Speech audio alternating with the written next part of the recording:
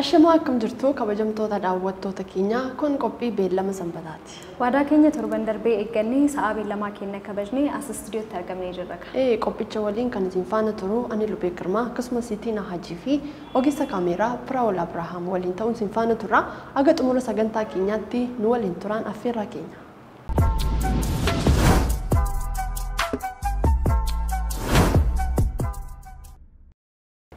Askara istiidiyootti seenuu keenyaan dura sirboota ammarratti ba'an keessaa sirba tokko yeroo sirbitu dhagaan ture. Mee sirboota afaan Oromoo ammarratti bahaa jiran kan akkamitti ilaalte? Egaa dhugaa dubbachuu fi Oromoon durumaanuu saba gaanfa Afrikaa keessatti seenaa addunyaan beeku hedduu qabudha. Gara sirbaatti yoon si deebi'u Shawaan ragada qaba.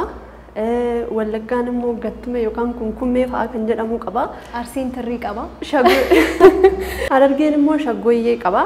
Amma keessa garuu sirboonni kan akka reegee kanallee dabalataniiru. Anillee kanarraa ka'ee muuziqaa hedduun jaalladha. Duraan ijoollee taaneefaa sirboonni afaan Oromoo kanneen miidiyaalee biraa irratti gadhiifaman kan waraabbiin kwaalitii isaanii gadi bu'eedha.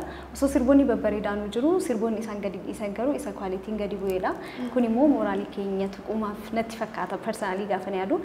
Amma ammarratti garuu haaluu san bahuuf fakkaata sirboonni afaan Oromoo biyya keessa darbanii gara alaatittuu kaadhimamanii mo'atanis jiru. Akkuma beekamu Guutuu Abarraa Afrimaa irratti badhaasa argatee jira. Kun immoo guddinni aartii keenya bakka jiru argisiisa. Muuziqaan keenyas akka guddachaa jiru argisiisa jechuudha. Guutuu Abarraa jettee waan na yaadachiiste. Sirba isaa kana dura baaqee gadhiise keessatti shaggee bareedduu Shawaa sirba jedhee sirbee ni yaadatta jedhee nan jedha. Sirba isaa keessatti kan inni sirbe bareedduu Shawaa jedhee sirbe. Adeemsa keessa garuu kan inni fuudhee bareedduu Hindii ta'e. Kanaafuu nu bareedduuwwan Shawaa gaaffii qabna guutuudhaaf jechaa jirta fakkaata. Ana qofatu hin taane komiin garaagaraa dhufeera. Asuma immoo deebi'ee sirba haaraa tokko dheengadda baasee irratti isa caalaa sirba jijjiirama guddaa fide. Yeroo dhiyoodhaa as gaa sirboonni afaan Oromoo baay'ee bareedan viidiyoon yookaan immoo waraabbiin isaanis baay'ee bareedu haaraan hedduutu bahaa jira. Mee waa'ee sirboota ammarratti baharanii yaada akkamii qabda? Egaa Oromoon durumarraa kaasee seenaa gaanfa Afrikaa keessatti seenaawwan gaggaarii addunyaan beeku garummaadhaan seenaawwan addunyaan beeku hedduu qaba. As gara sirbaatti yeroon siif deebi'u immoo ragada Oromoo keessatti Shawaan ragada qaba. Wallaggaan gattume yookaan kunkummee fa'aa qaba. Arsiin tirrii qaba. Harargeen shaggooyyee qaba. As immoo deebi'ee amma sirboota amma babbahaa jiran keessatti sirboota hedduu namatti tolan. Gosa ragadaa garaagaraatiin ba'aa kan jiran sirba hedduu namatti tolu bakka jijjiirama kan qabudha. Kanaaf immoo awwaardiiwwan garaagaraa jiraachuun isaaniis gumaacha guddaa qaba. Akkuma beekamu Hacaaluun awwaardiin wareegama isaa waggaa 3ffaa ilaalchisee torbee darbee hoteela Skylight'tti adeemsifamee ture. Mee waa'ee sanii haa kaasnu jechuun Hacaaluu awwaardiiwwan biraarraa akka kiyyatti wanta inni adda godha jedhee yaadu tokko beekamtii garaagaraa kennuun alattis deeggarsa qarshiis ni kenna. Mee yoo taateewwan achirratti argitee keessaa waan tokko sodnu jettee? Aartiin Oromoo jalqabumarraa kaasee amma kana gammarra jirutti baay'ee magaariidha yoo jechuu baanne sadarkaa ammarra jirutti gaariidha. Sabi biraa maaliin nu caalu jettee yoo na gaafatte wal jajjabeessuu bakka dadhabbii isaaniitti bakka inni tokko hin qabne irratti isa tokko kennuudhaan wal gargaaranii waliin ta'anii aartii isaanii guddisu. Amma keessatti kan keenyas eegaleera waan akkasii. Hacaaluu awwaardii yeroo darbee irratti gaafa kennamuu fi qarshii waliinidha kan kenname. Kun immoo jajjabina guddaa ta'a jedhee abdadhaan. Akkuma beekamu Guutuun Abarraas artistiin keenya Afrimaa irratti dorgomee injifates jira. Kun immoo guddinni aartii Oromoo bakka inni jiru mul'isa. Kunis immoo namoota itti dhamaanii hojjetanii fi namoota akkas awwaardiiwwan qopheessan hundaafuu akka wiirtuu miidiyaatti galata isaaniif qabnus ibsuu barbaanna. Sirba Guutuu Abarraa keessaa waan jettuun qabdu. Si affeeru moo na affeerta? Wal affeeru na affeera. Sirba Guutuu Abarraa ana si affeera? Na affeeru. Sagaleedhaan naa jedhee anaafis daawwattoota keenyaafis mee sirba tokko na affeeri. Sirba isaa hedduun jaalladha. Suma haaraa baasitee jedha. Natti tola. Daawwattoonni keenyas mee nu sirbi jechaa jiru fakkaata. Aduun dhiyan oltu galgalaa dallaatti dachaa siloowwani maala akkam shii godha baranaa afaan shiinatti majaranaa.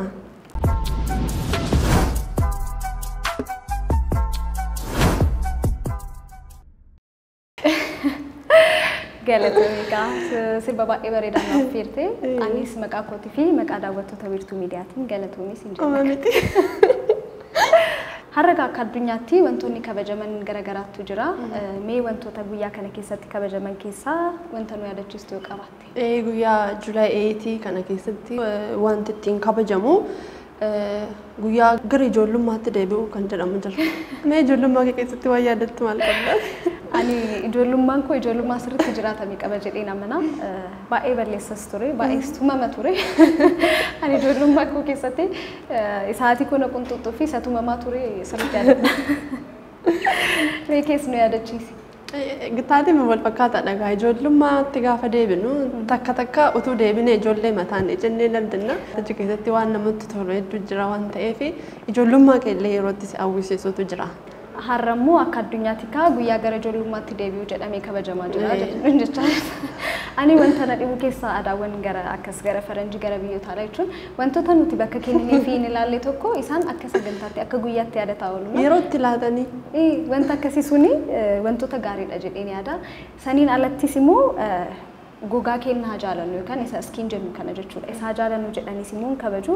Kanammoo haala kanaan gogaa keenya akkamitti kunuunsuu qabna aduurraa fa'aa akkamitti isa wajjin wantoota gogaa keenya akka bareeduuf godhaniin kabajuu qabna jedhanii kanas akka guyyaa tokkotti kabaju waan si dhibu bishaan sirriitti dhuguuni kaleedhaaf sirriitti recommend godhama. Saniin alattis immoo gogaan fuula keenya akka bareeduufis faayidaa guddaa qaba. Kanaafuu akka guyyaattis guyyaan gogaa keenya jaalatu tokko ta'ee kabajamaa oola jechuudha har'a Juulaay 8 kana keessatti. Egaa waa'ee guyyaa kanaa yoo akkana jennee kanumaan wal qabatee taateewwan torban darban keessa turan yoo wal yaadachiisnu torban darban keessa Amboottidha kan nuti yeroo keenya dabarsine isa keessaa sagantaa tokko daawwattoota keenyaaf yeroo walitti adeemnu. Eeyyinkaa turtii keenya magaalaa Ambootti goone keessatti sagantaa tokko isa Daawitii Labataa jedhu waraabnee turre mee isa kana daawwattoota keenyaaf affeerree walitti adeemnu.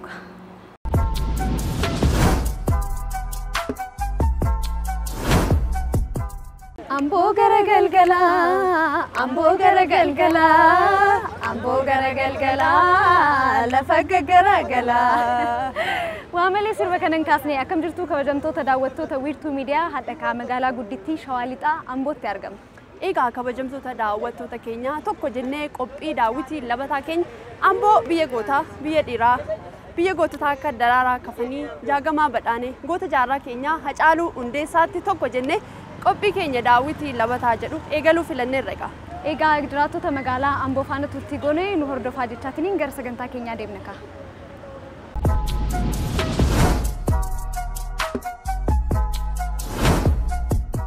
Mee duraan dursa wal haa barru. Muluun jedhama. Addee Muluu Mokonnin. Maqaan koo Fayyeeraa Sarbeessaa jedhama. Ani Taamiruu Tsaggaayeen jedhama. Fayyisaa Damisiin jedhama. Teeraa Lammaan jedhama. Musaa Oliin jedhama. Weebbisaan Jiguuti. Goobanaa Dhugaasaan jedhama. Maqaan koo Tokkummaa Tarreessaan jedhama. Maqaan koo Kookee Biraanuu jedhama. Maqaan koo Rattaa Sanbataan jedhama. Maqaan koo Addisuu Guddataa Sarbeessaan jedhama. Guddataan jedhama. Buzunaa Cimdiin jedhama.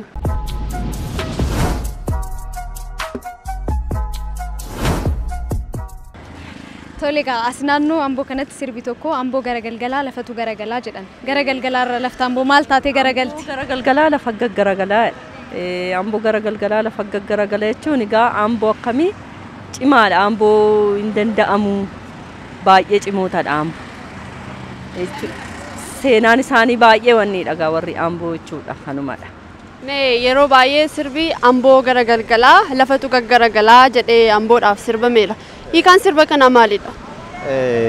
Yeroo saatii gara galgalaa namni isaa baay'ee waan sosochii baay'isuuf bakka namnumti gara jiruu isaatiif waan deddeemuuf namoonni baay'een illee akka waan dhugaatiidhaan sakkaramee dibiddibiidhaatti namoonni biraa hiiku garuu namni garuma jireenya isaa fooyyeffachuuf waan fiiguuf isumayyi gara biraatti hiikan malee bakki kun Amboon bakka nagaashii eegsifachuudhaan beekamtuu taatedha. Tole kaasii naannoo Ambootitti sirbi jiru tokko Amboo gara galgalaa lafatu gara galaa jedhan. Lafti Amboo galgala maal taatee gara galtime? Jechi kun Amboo yeroo baay'ee miidhagduudha akka teessoon ishee mijattuudha. Uummanni hedduu kan itti argamudha. guyyaa uummanni magaalaa Amboo hundumtuu hojii isaa irratti bobba'ee galgala hundumtuu yerootti boqonnaa fi daandii irratti ba'ee waliin bashannanuu hiriyoota isaa faana namoota adda addaa faana walitti dhufee yeroo daandii irratti bakka bashannanaa deemee yerootti bashannanu gizee sana uummatni hedduu daandii irratti waan bahuuf Amboo gara galgalaa lafa galgalaa kan jedhamu jecha akkasii natti fakkaata kan ilaalutti. Amboo gara galgalaa jechuun gaa duratti kan abbootiin keenya ittiin taratanidha. Amboo gara galgalaa yeroo baay'ee gara galgalaa kanas namni dhiirummaa magaalaa Amboo kana dhiira baay'ata akkuma jedhamu jechuun namni akka malee gootummaa kanatu baay'ata. Gara galgalaa dhugeessaa ta'uu osoo dhugiinis haa ta'u inuma wallola. Kanaaf gootummaadhaan ijaa beekamuufi Amboo gara galgalaa namni sijaa xiqqooshii walitti bu'u si jiruuf kanumaaf jedhama baay'inni namaallee ijaa jiruuf natti fakkaata. Amboo gara galgalaa lafti dhuguma galgala moo ikan sirba kana maali? Ikan sirba kana Amboo gara galgalaa namoonni magaalaa kana keessa bahan isaniif yeroo sana namni akka malee waan baay'atuuf hin galgala jedhamee yaadama jechuudha. Amboo gara galgalaa jechuun akkuma ni jedhayyuu Amboo gara galgalaa jechuun bakka yeroo sa'aatiin 11 yookiis 12 ta'u hundumtuu bakka inni riyaa qabu riyaasaa inni haadha manaa qabu haadha manaasaa inni ijoollee qabu ijoolleesaa fudhatee wookii ba'a jechuudha. Kanaafuu Amboo gara galgalaa lafa gaggaragalaa jedhama. Amboo gara galgalaa lafa gaggaragalaa sirbi jedhu jira. Hiikan sirba kana maalidha? Hiikti sirba kana akkanatti fakkaatutti Amboo ganama bakka hojii isaa bakka waan ta'e deddeema.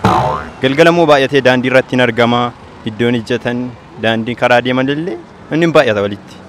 Kanaaf jecha Amboo gara galgalaa jedhamti. Tokkoon immoo Amboo goota gaafa aartee gaafa rakkoon tokko irra ga'e Amboo baay'istee sodaa hin qabdu. Kanaaf jettee Amboo gara galgalaa jedhamti. Weelluun Amboo gara galgalaa lafatu gaggaragalaa jedhu jira. Hiikan sirba kana maalidha? Ani garuu hiikaa sirba kana baay'ee isaan beeku amma yaadutti yoo ta'e Amboo gara galgalaa Amboo uummata baay'ee waan qabduuf Amboo gara galgalaa namni baay'inaan waan deemu yeroo boqonnaa isaa godhatee isuma kanarra dhaabbateetu immoo wanta hundaa'e natti fakkaata guutummaa sirbaa maalummaa isaa keessa galee hin beeku. Sirba meesame Amboo gara galgalaa Amboo gara galgalaa lafa gaggaragalaa isa jedhu beektaa? Beeka. Hiikaan sirbichaa maalidha? Hiikaa sirbichaa nan beeku. Na yaalisti maal sitti fakkaata? Nama yaaddu wayii maal sitti fakkaata? Akkasumatti ennaa yaadu Amboo gara galgalaa jechuun Amboon hin danda'amtu jechuun natti fakkaata. Amboo gara galgalaa lafa gaggaragalaa weedduun jedhu jiraan. Hiikaan sirba kana maalidha? Hibbaan sirba kana ganama amma galgalaatti wal gatee hin beeku Amboo. Ganama amma galgalaatti ijaa waliin galneefu galgalas ammum ganamaa jira waan ta'eef galgalas kanuma waliiti Amboo gara galgalaa lafa gaggaragalaa kan jedhameef kanaaf. Tole baay'ee galata. Isinis galatooma. Amboo gara galgalaa lafatu garagalaa jedhan. Lafti Amboo irratti galgala akkamitti garagalti maaltu garagalchaa? Amma lafati magaala ishii garagalatoon ta'ini Amboo jechuun biyya jaalalaati. Biyya hundumtuu keessatti wal jaalatudha. Biyya yeroo tokko tokko akka seenaa dhageenyutti jechaadha. Weedduu garaagaraarraa namni weellistoota irraas hin dhageenya. Amboo gara galgalaa jechuun amma jechuun inni nagadates inni daldaalates walitti dhufaa waliin nyaataa waliin dhugaa jaalala qabdi. Kanaaf gootummaas immoo qabdi waan ta'eef kanuma ibsuudhaaf malee jechuun ani hiikaa amman hubannoo qabutti kanuman beeka. Laftumaan garagaltuu halkanirra jechaa galgala. Lafti hin garagalu.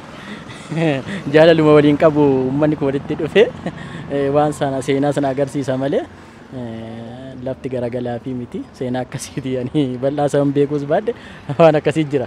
Mee isinoo maal jettan isa Amboo gara galgalaa lafatu garagalaa jedhan sanirratti? Amboo gara galgalaa kan jedhameef Amboo biyya jaalalaati. Biyya hunda nama hawaasa hunda hammatee jiraatudha. Amboo gara galgalaa jedhamee kan moggaafameef Amboo jaalala hundaa nama hundaa qaba waan ta'eef gara galgalaas nama hawaasa hundaa walitti hammatee waliin jiraata waan ta'eef kanaaf gara Amboo gara galgalaa jedhamee waamame malee waan biraa miti jechuudha.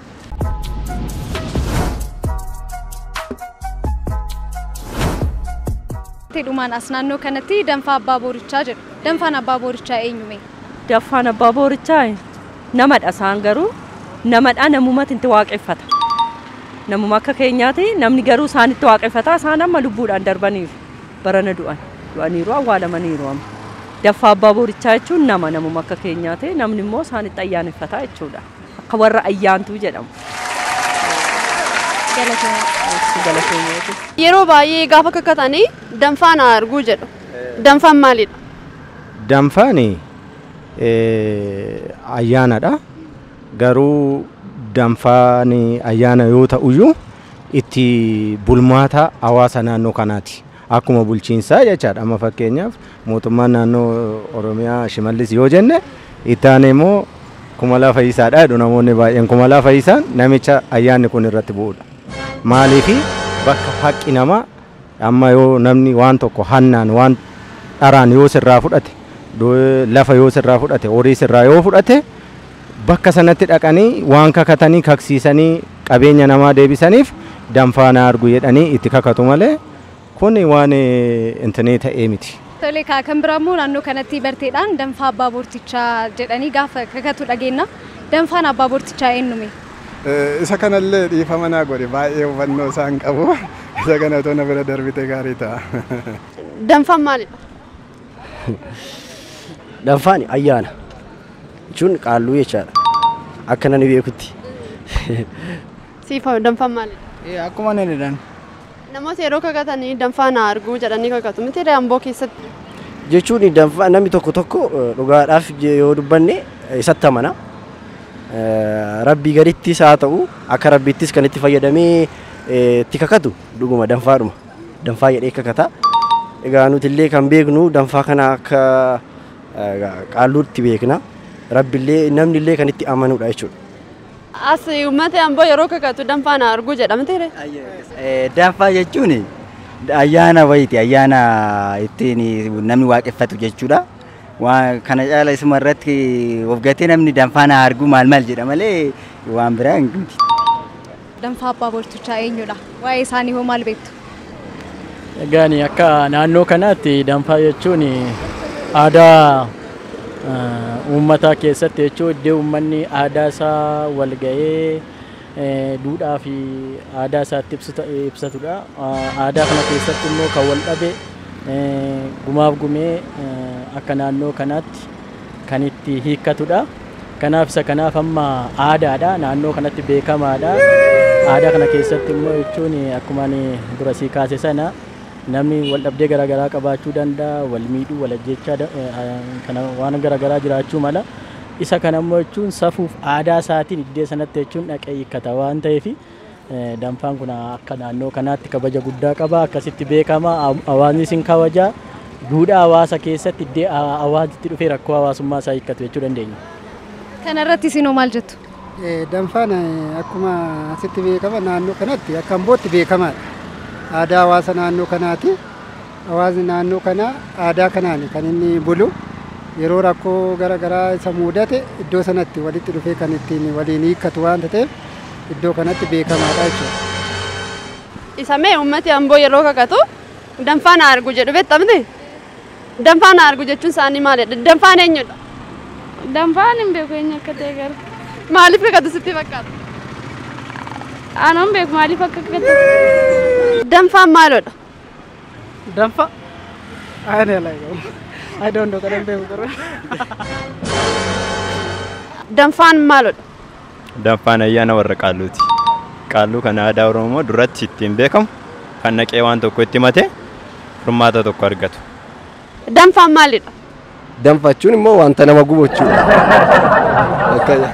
Magaalaa Ambootti danfaa jechuun waan nama gubudha. Wanti beekamu hin qabu. Wanta danfifamu jechuudha gaa hin beekone akka kiyyatti. Warri Amboo yeroo kakatanii danfaan argu jedhu. Hiikaan danfaa kana maali? Ani egaa hiikaa danfaa kanaan beeku danfaan dhufachuun waaqayyo mul'atachuus ta'uu danda'a akka aadaa garaa garaadha waan ta'eef.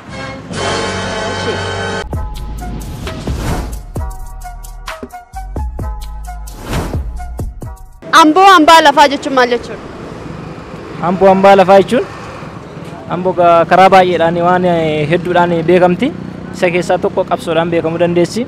Karaa biraatiin immoo akkasuma aadaa fi safuu uummata Oromootiin beekamti jechuudha. Kanaafuu Amboo hambaa lafaa jedhamee beekama jechuudha.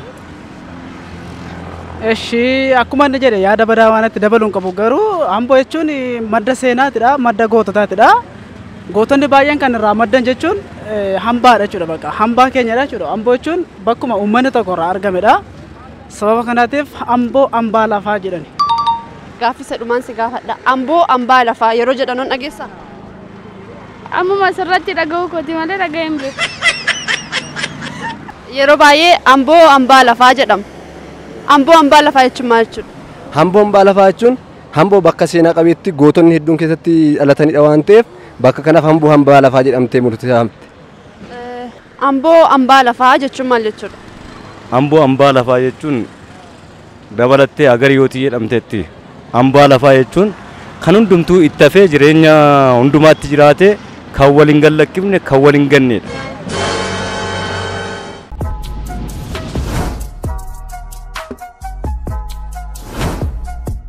Amboo biyya dhiiraa jedhama. Amboo shamarreen hin jirtu moo maaliif Amboo biyya dhiiraa jedhama? Ara isa moo shamarreen jiru garuu akkanumatti Amboo biyya dhiiraadha kan. Maaliif jedhama? Inna waan baay'eedha kan artistoonni keenya jiru biyya caaluu si jaatee fi waan baay'eedha biyyi keenya biyya gootaati. Kanaaf kanuma.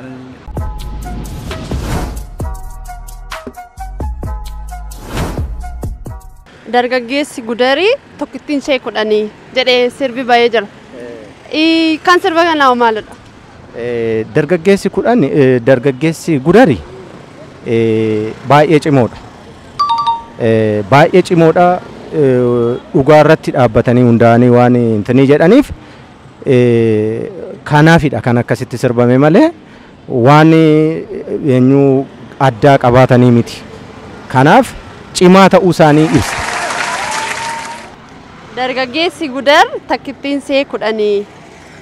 Kan sirba kana maalidha? Dargaggeessi Gudarii takkittiin ishee kudhanii sirbi jedhu jira. Kan sirba kana maalidha? Dargaggeessi Gudarii tokkittii ishee kudhanii jechuun ani hiika isaallee hin beeku baadhe ani jechuun amma dargaggeessi kudhanii tokkittii ishee kudhaniini ani walaloo natti fakkaata. Sifa maal jedha hiikaan sirba kana? Ani hin beekaa akka maaliif akka jedhe abbaa jedhee beeka kaasa. Dargaggeessi Gudar takkittiin ishee kudhanii hiikaan sirba kana maalidha? Dargaggeessi Gudar tokkittiin ishee kudhanii jedhameetu sirbame. Innis dargaggeessi Gudar baay'ee cimaa qabsootti illee tokkittiin ishee akka nama kudhaniitti ilaalamaa jechuudha. Kanaaf dargaggeessi Gudar tokkittiin ishee kudhanii jedhameetu ibsamaa jechuudha. Dargaggeessi Gudar takkittiin ishee kudhanii hiikaan sirba kana maalidha? Dargaggeessi Gudar tokkittiin ishee kudhan jechuun dargaggeessi Gudar tokkittiin ishee hamma nama kudhanii gahuu danda'a yookiin immoo baay'ee cimaadha jechuudha.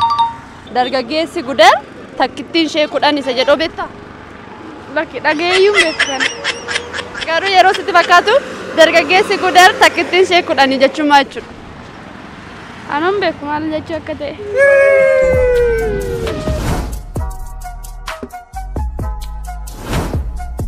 Amma kan itti argamnee jirru magaalaa Ambooti. Naannaan kun maal jedhamame? Bakki kun naannoo Filewaa yookaan immoo bakka Dindila Waaqaa jedhamudha bakki kun. Dindila Waaqaa jedhama. Bishaan kun immoo daandii dheeraa irraa dhufa. Dandi kan jedhamu irraa dhufa. Bishaan kana jala ulluuqee deemu kun. Kanaaf bakka biraas seenaa biraas waan qabuuf bakka kuttaa'ee dhaabbatee ijoollee isaa torbaniif bakka dhaabbatee lafa itti qoodedha. Inni gama kanatti akkanatti ilaaltu kun Filewaan as keessadha. Bakka ciibsaa kuttaa'ee horii isaa hora itti obaafatudha. Kuttaa'ee.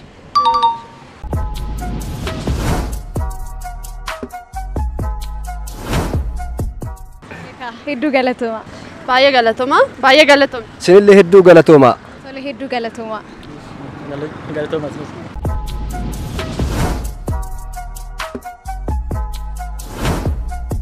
Kan daawwachaa turtan as magaalaa Ambootti argamuudhaan qophiin daawwitii labataa jedhu keenya har'aa kana fakkaata ture. Nu daawwachaan waliin turuu keessaniif hedduu isin galateeffannee qophicha waliin kan isin faana ture ani Lubee Girmaa fi Siitinaa Hajii akkasumas ogeessa kaameeraa Firaa'ol Abrahaamii fi qopheessaan sagantaa kanaa Gammachuu Tsaggaayee ture.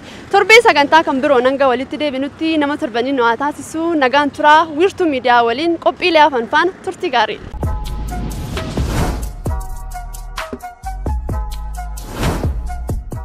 Walitti deebinee jirra egaa kabajamtoota daawwattoota keenya qophiin keenya akkana fakkaata ture. Mee taatee biraatti yoo deebinu torbeen kee akkam ture? Torban kana keessa maal taajjabdee?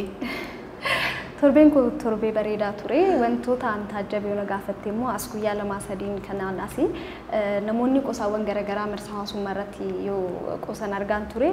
Kanammoo uumama namaa irratti namoota qosanis argaan ture. Namni hunduu akkaataa itti uumamatti bareedaadha. Ati akka uumamte kanatti bareedduudha.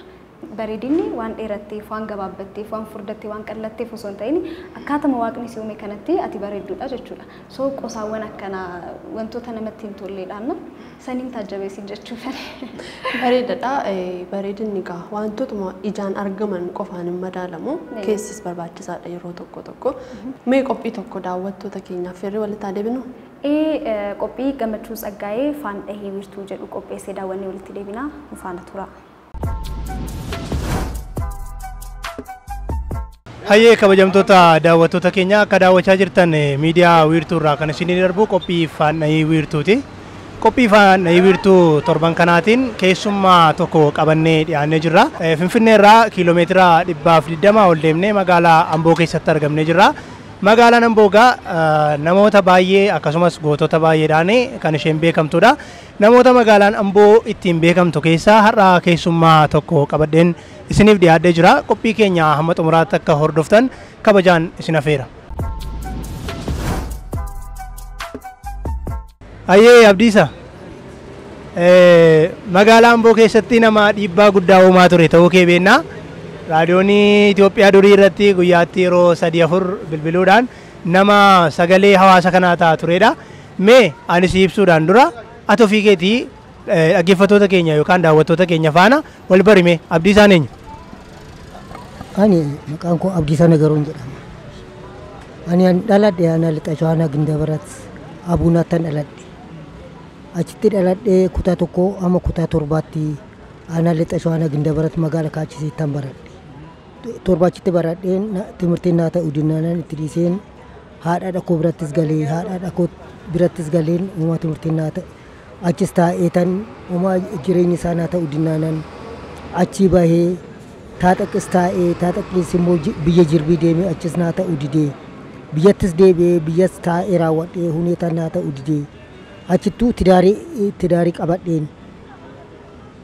Tidaarii qabadheen jireenyi isaas achitti naan ta'u jedhee itti dhiisee as deebi'ee odoon as taa'u 78 biyya kana dhufeen odoo tidaarii qabatiin 78 79 80 81 82 83 taaxaqan jira basoo Afrikaa achi hojjedheen hunduu naa ta'u didee 86 biyyatti deebi'ee biyyas taa'ee naa ta'u didee achis immoo as deebi'een luka kootiin Gindabarati ga'ee as galee 78 as galee asis taa'ee rakkina uummata koo rakkina anaa lixa Shawaanaa gara Gindabarat jiru hundi argee raawwadhee bilbileen saantiba jijjiireen saantiba nan dawwala yoo ni tokki bilbila isa duriitiin bilbiltaa jira saantimatti naqanii bilbilan sanaan ila saantiba koo naqeen hambirrii 5 hambirrii 10 jijjiireen saantiba naqee bilbileen Ogaan Itoophiyaa asii dhaabame ofii kootti tiraanspoortii baasee Addis Ababaa dhaqeen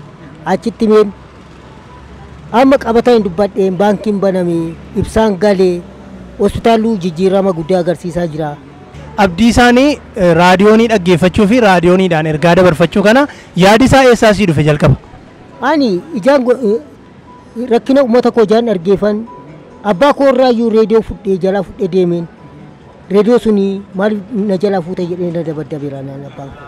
Raadiyoonii dhaggeeffachaa ergaa kee ittiin dabarfachuuf jecha fuutee abbaan kee illee si lolee ture jechuudha. Raadiyooniin kee sun amma jirti? Amma jirti raadiyooniin sun? Reediyoo qaba amma. Ofii kooti qaba.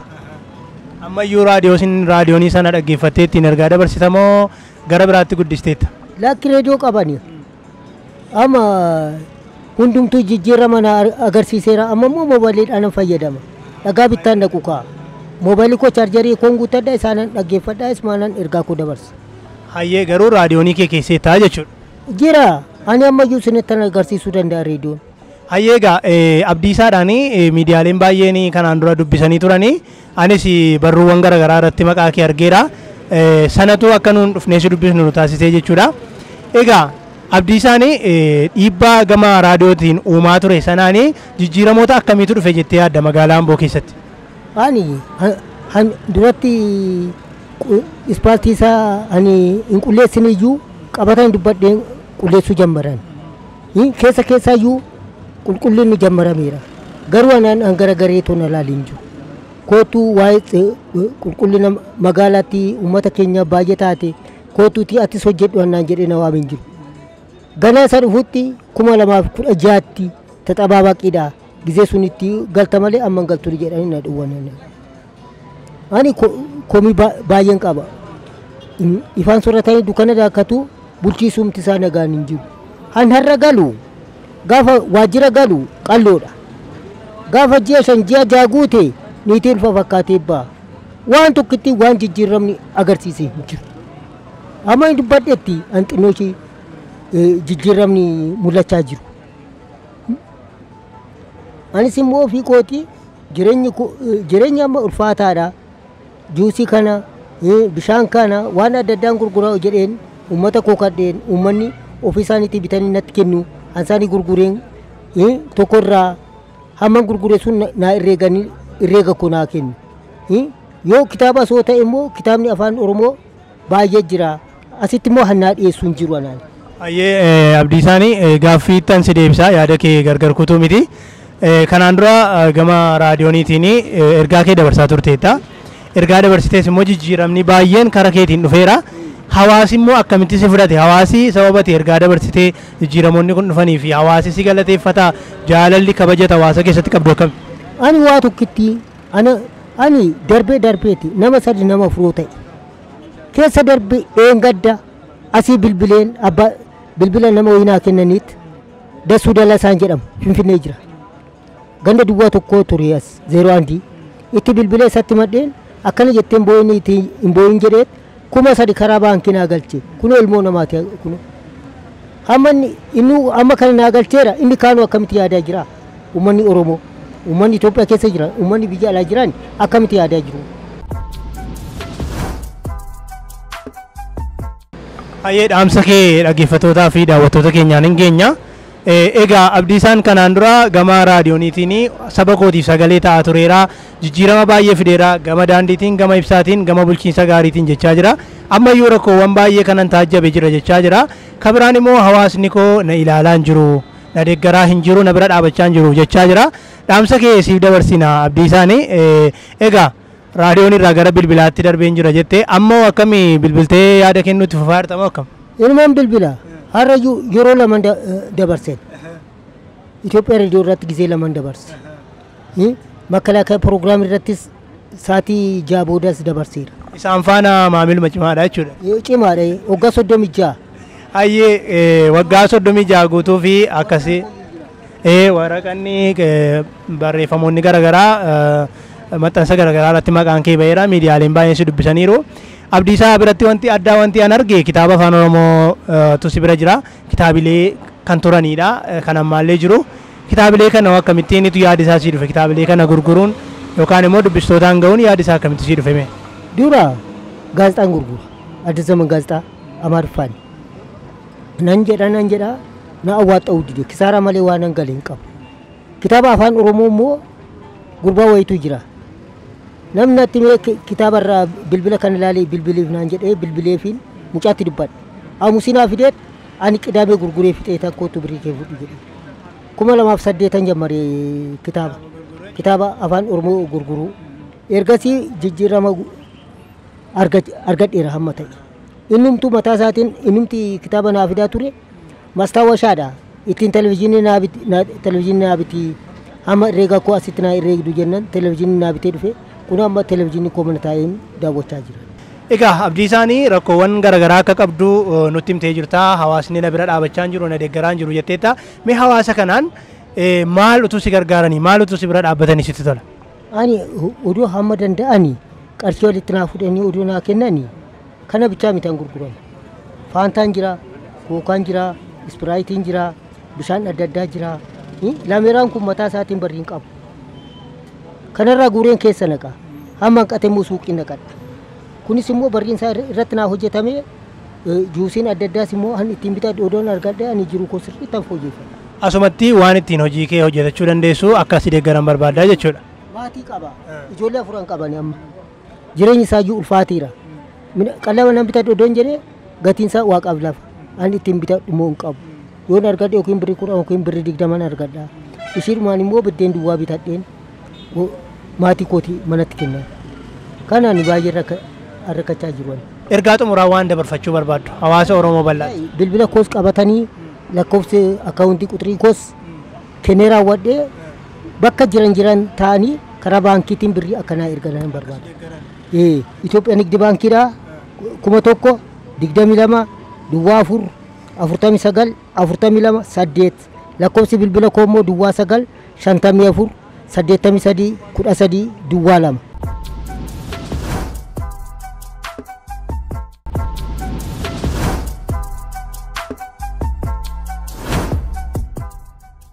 Egaa kabajamtoota daawwattoota keenyaa qophii faandhahii wiirtuu ilaallee walitti deebinee jirra. Akkuma argite egaa qophii bareeda ture gammachuu Saggaayee qophii bareeda isaanuuf qopheesse. Mee akkamitti ilaalte saganticha isaa? Baay'ee jaalladheera. Wanta nama barsiisuu danda'udha. Egaa namni durirraa kaasee waan Oromoodhaaf kun hin mala jedhee waan inni yeroo yerootti hojjechuudhaaf yaalii godhu waan hedduu namatti toludha. Eeyyiin afaanni namni tokko keessa deemee nama biraatiif barumsa ta'a jenneetumaan nuti asumaan sagantaa kana kan qopheessine asumaan gammachuu galateeffataa mee sagantaa keenya isa dhumatti immoo adeemu. Egaa qophiilee itti itti gaafan darbu qophii kan kee tafe innis mata duree beekumsaa fi onnachiiftuu jedhudha. Osoon gara qophichatti daawwattoota keenya dabarsiin waan jettu qabdamoo kallattii maan isaanitti dabarsu. Beekumsaaf onnachiiftuu sagantaa jedhu gaafa qopheessinu namni bohaaraa barumsa akka irraa argatuuf yaanneeti. Kanumaan ol qabate immoo waa'ee saayikooloojiitii akkuma beekamu sammuun keenya maloota ittiin of ittisuu qaba. Akkuma ati namni tokko humnaan sitti dhufu of ittistu sani sammuun keenyas maloota garaagaraatiin of ittisaa. Saniin ol qabatee sagantaa tokko daawwattoota keenyaaf qopheessee jira. Mee isa ilaallee walitti deebina.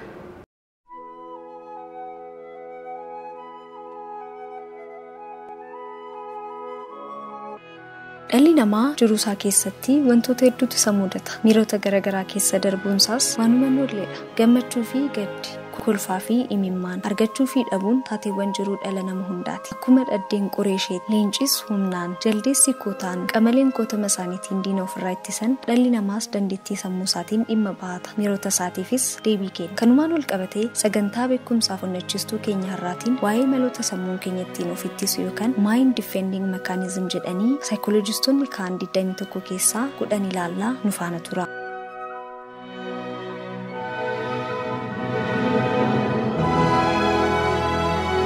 Inni jalqabaa projection jedhama. Wanta nuti dhagahamu tokko nama biraati sababeeffachuu jechuudha. Fakkeenyaan ilaaluudhaaf yoo nama tokko jibbina ta'e namni sun nu jibba jedhanii yaaduu jechuudha. Inni lammaffaan displacement jedhama. Malli ittiin sammuun keenya of ittisu kun immoo nama tokkotti yoo aarree aarii keenya san nama biraarratti bahachuu jechuudha. Mee fakkeenyaan haa ilaallu. Abbaan manaa tokko hoogganaa isaati aaree yoo mana galu aarii isaa san haadha manaa isaa irratti bahata. Haati manaas aarii abbaa manaa ishirraa fudhate san daa'ima isaanii yookaan ilma isaaniitti bahatti. Ilmi isaaniis aarii maatii isaarraa fudhate san wanta itti taphatutti yookaan beellada manaa isa bira jiru aarii isaa bahata. Malli kun displacement jedhama. Inni sadaffaan regression isa jennuudha. Yoo baay'ee gammannuu fi yeroo baay'ee gaddinu sammuun keenya gara ijoollummaa isaatii of deebisa. Yoo gammannuu ni shubbisnaa, ni utaallaa. Akkuma yeroo ijoollummaa keenya san burraaqna. Yoo nama jaalannu tokko dhabnee gaddinus akkuma yeroo ijoollummaa keenya san daaraa keessa gangalannee buun kun isa regression jennuudha. Inni arfaffaan sublimationidha. Yeroo baay'ee dhiphannuu fi yeroo baay'ee aarruu wantoota humnaan gochuu jechuudha. Fakkeenyaan ilaaluudhaaf dubartiin tokko yeroo dhiirsi ishee isee aarsu hojii mana keessaa hojjetaa jirtu san humnaan hojjeti. Aarii ishii isaan bahati yookaan immoo jaalalleen isaa yeroo isa aarsitu humnaan ispoortii hojjechuudhaan aarii isaa san bahata. Dhimma isaa keessaa of baasa.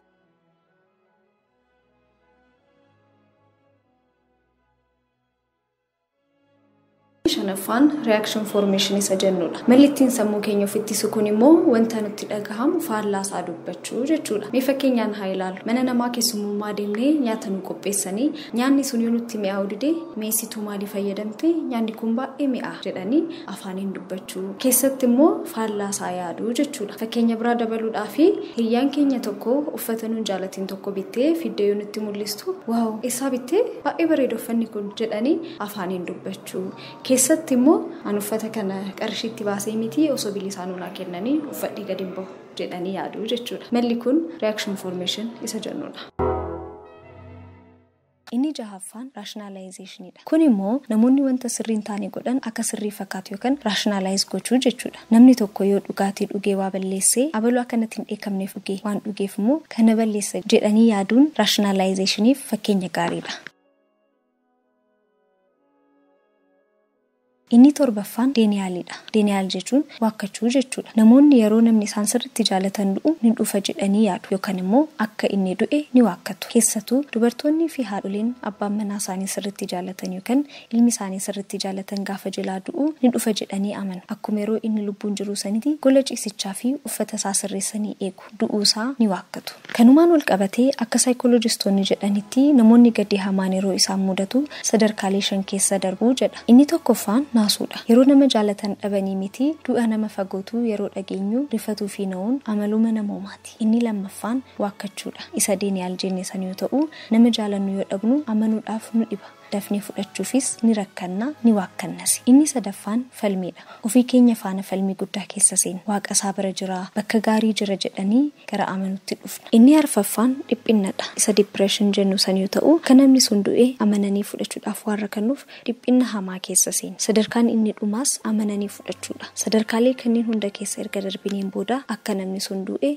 amannee fudhannaa jechuudha. Inni saddeetaffaan compensationidha. Waan nu hir'ate tokko waan biraatiin bakka buusuu jechuudha. Yoo gabaabaa ta'ee barataa cimaaf jaallatamaa ta'uu, yoo barumsa isaa dakkuteera ta'ee daldalaa cimaa fi beekamaa ta'uudhaan bakka buusuun kanaaf fakkeenya guddaadha.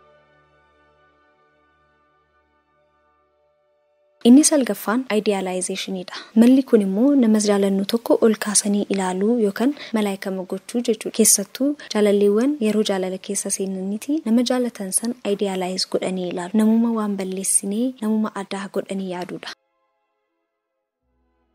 Inni dhumaa har'aaf isinii qabadhe immoo devaluationidha. Devaluation kan jennu kun immoo faallaa idealization yoo ta'u nama ol kaasnee ilaalu tokko gadi buusuu jechuudha. Kanaaf fakkeenya fudhachuudhaa fi jaalalleewwan yeroo jaalala jalqaban ol kaasanii wal ilaalu. Nama akka isaa argeen beeku, namni akka ishii inumaan jiru jedhu. Yeroo wal lolanii gargar bahan maqama isaatu natti hin kaasin inni namaa mitiifaa jedhu. Kutaa tokkoffaan qophii keenya beekumsaaf onnachiistuu har'aa kana fakkaata ture. Kutaa lammaffaaf torbaniif kan isin beellamu qopheessee kan isiniif dhiyeesse Ansittiinaa Hajiiti. Torban milkiin guutamee isiniif haa ta'u.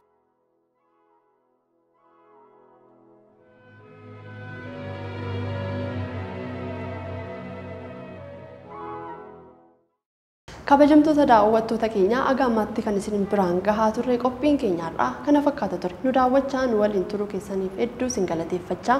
Beellama sanbata keenyaarraa wajjin kan isin faana turre Ansittiinaa Hajii akkasumas Lubee Girmaa karaa kaameraatiin immoo ogeessa kaameraa keenya Firaa'ol Abrahaam faana ta'uudhaan torban milkii isiniif haa ta'u nagaatti.